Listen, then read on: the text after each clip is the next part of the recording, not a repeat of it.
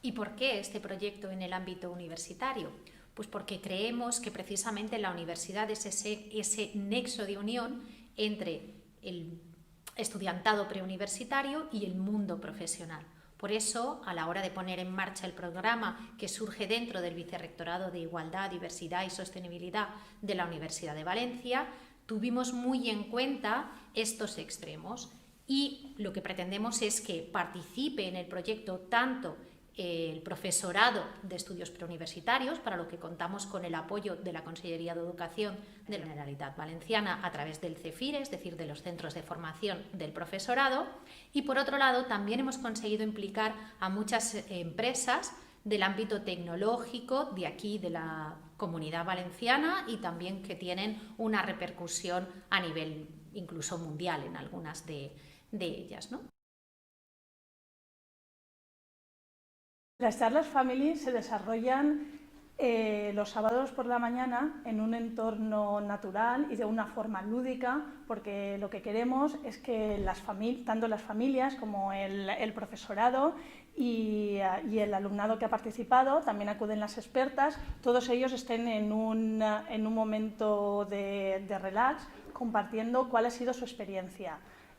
Todo lo que han aprendido de esas charlas con las expertas, y también que lo comuniquen a las familias. Es importante que las familias también participen en este evento, porque son las familias las que van a ayudar a esas niñas a que decidan que las carreras STEM son una opción muy importante para su futuro. Las charlas profesionales están dirigidas al público adulto en general, quizás a partir de los 15 o 16 años, una edad adecuada para acudir, y especialmente al profesorado preuniversitario que pueda haber participado en las charlas family. Tiene lugar en ciertos espacios cedidos por la Universidad de Valencia a las 7:30 de la tarde, los jueves. Y en estas charlas pues, nos acompañan 4 profesionales STEM y nos cuentan cada una de ellas su motivación para haber estudiado este tipo de carreras, si han tenido o no algún tipo de dificultad para llegar donde están, cómo es su día a día en el trabajo. Y bueno, la idea general sería mostrar modelos de mujeres que se salen de los estereotipos que son.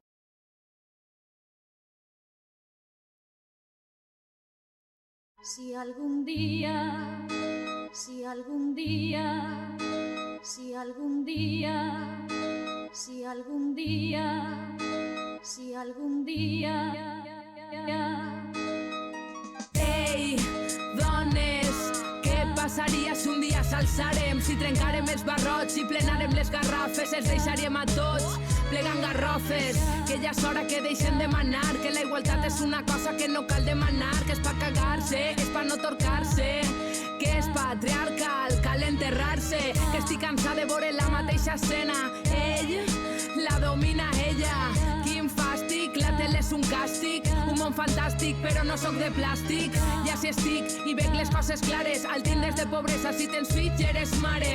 Són els speech, jo canto esta cançó i sempre més ric si parlem de conciliació. Som les dones, les dones, les dones, què passaria si un dia s'alçarem? Som les dones, les dones, les dones, què passaria si un dia s'alçarem totes? Pour ceux qui doutent, je suis une femme qui clame pour continuer sa route, indépendance.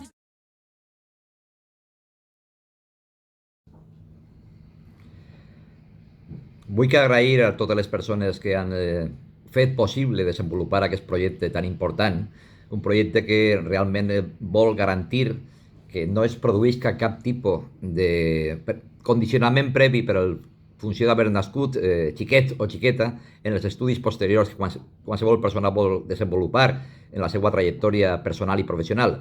I per això les administracions tenim l'obligació de garantir l'accés a l'educació i a la formació que no estigui condicionat, com deia, per aquest tipus de situacions, però fan falta, després de tindre aquest convenciment, de posar en marxa projectes que puguen permetre que, de veritat, el conjunt de la comunitat educativa sigui conscient de la necessitat de que no podem deixar fora mai a cap persona en el món. Tenim un 50% de dones, un 50% d'homes, i no podem, diguem, deixar fora el 50% del talent si volem avançar en l'àmbit de les ciències, la tecnologia, l'enginyeria, les matemàtiques i marquen aquests aspectes perquè són realment els que tradicionalment han tingut una participació inferior de les dones en la seva trajectòria. Però hem comprovat per la participació de les 127 expertes que han pogut demostrar que n'hi ha referents, sempre hi ha hagut referents femenins al llarg de la història en els diferents àmbits del coneixement i no ha sigut una excepció en l'àmbit de les ciències, la tecnologia, l'enginyeria, les matemàtiques, però hi ha que després portar-lo i transmetre-lo al conjunt de la comunitat educativa. Per això és molt important tot el treball que s'ha fet en les famílies, les diferents xerrades de presentació, el treball de formació permanent del professorat, el desenvolupar aquestes idees en diferents sessions formatives que s'han produït en els centres que han participat, que estem convençuts de que cada any seran més centres que puguen participar i més els que s'animen a que es produïsca aquest canvi social que requerim en la nostra societat. Per tant, agrair, com deia, a la Universitat de València per haver tingut aquesta iniciativa, en particular al vicerrectorat que l'ha portat endavant, al CEFIRE de Ciències, Tecnologia, Enginyeria i Matemàtiques que tenim a la Conselleria d'Educació, al treball que s'ha fet als centres educatius i estem convençuts de que això tenim que estendre-ho al conjunt de la comunitat educativa, continuar en aquesta línia de treball, continuar afavorint i demostrant que la presència de les dones és fonamental en tots els àmbits i especialment en aquells que avui tenen més relació en el desenvolupament present i futur de la nostra societat. Gràcies a totes i a tots per el treball fet, com he dit, i avant i a continuar.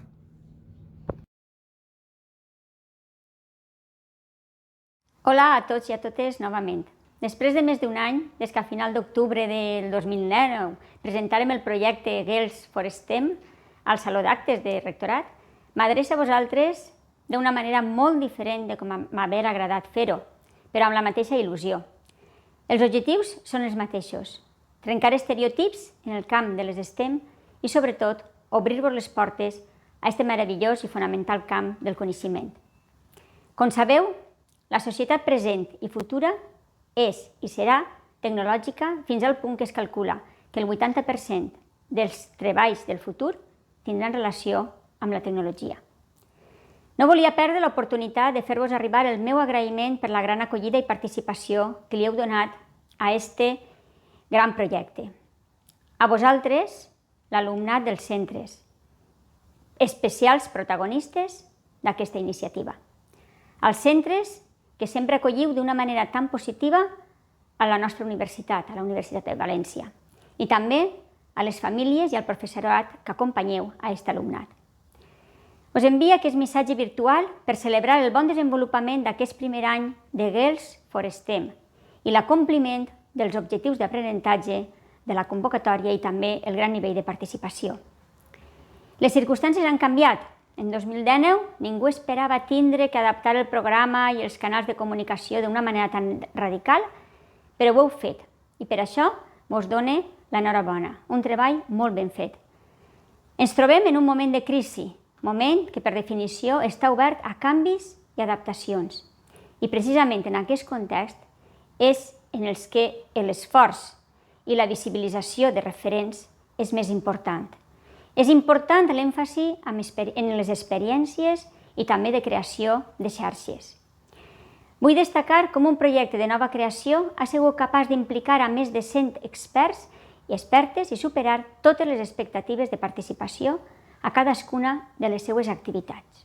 Aquest és el camí, el d'involucrar diferents agents, les famílies, el professorat, l'alumnat, però des de primària fins a la universitat, al CEFIRE, a professionals i empreses.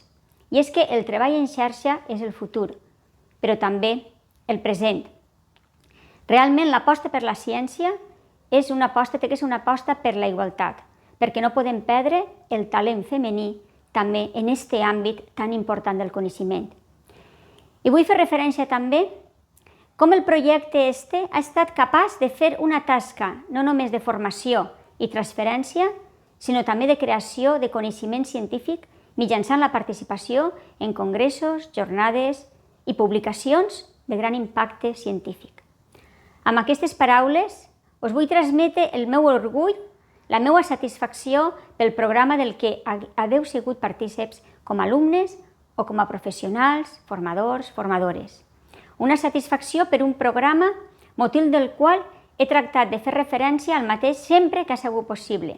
Quan varen signar la càtedra de la bretxa digital dirigida per la professora Sílvia Rueda, a les jornades sobre ensenyament universitari de la informàtica, a la Setmana de la Informàtica, a la presentació de la nova proposta de la Llei Valenciana d'Igualtat elaborada per les professores Tassa i Villar, en diferents reunions i converses, visites a centres i altres molts espais. Sempre he posat aquest programa com un programa referent, com un programa que obri un camí per a continuar treballant per la igualtat també en l'àmbit científic. Treballem per desmentir, mitjançant la ciència, la idea de que a les dones no els agrada la tecnologia o no estudien carreres tecnològiques perquè no volen o perquè se senten incapaces d'afrontar aquests estudis. Ho fem i us acompanyo en aquest objectiu, perquè m'identifique amb el que és una problemàtica molt més complexa i soc conscient de la necessitat d'aconseguir un real canvi. Un canvi que, malgrat la nostra voluntat i urgència, es necessita de temps i treball per desenvolupar-se verdaderament i calar en la societat i en la joventut, sensibilitzar a la joventut i a la societat. Totes les dificultats, estic segura que 2020 ha sigut un any de grans esforços per part de totes i de tots. I per això vull donar-vos la meva més sincera i afectuosa enhorabona a l'equip que conforma Girls for STEM, a la seva coordinadora, la professora Rueda, i també vull fer una menció molt especial al CECIT, pertanyent al Ministeri de Ciència, Innovació i Universitats, pel finançament sense el qual aquest projecte no haguera sigut possible, i a la Conselleria d'Innovació, Universitats, Ciència i Societat Digital, que amb l'assignatura de la Càtedra de Bretxa Digital s'ha incorporat a l'esforç de finançament d'aquest projecte. Agrair també al Centre de Formació, Innovació i Recursos per al Professorat de la Conselleria d'Educació, Cultura i Esport de la Generalitat Valenciana, CEFIRE, i al professorat de la ETSE, de les Facultats de Matemàtiques i Magisteri, el personal de suport tècnic, l'estudiantat voluntari, també les entitats i les empreses col·laboradores que formen part de l'equip promotor i l'equip organitzador. Conjuntament, cada dia fem més xicoteta l'escletxa que ens separa a homes i a dones, també a l'àmbit de les STEM. En el cas d'aquest 2020, és moment de preparar la propera edició que donarà començament a gener del 2021. Moltes gràcies per haver-nos acompanyat i pel vostre treball i implicació. Esperem que a partir de juliol del 2021 la presencialitat torni per a quedar-se i contem amb tots vosaltres. Moltíssimes gràcies i enhorabona per l'esforç i el treball realitzat.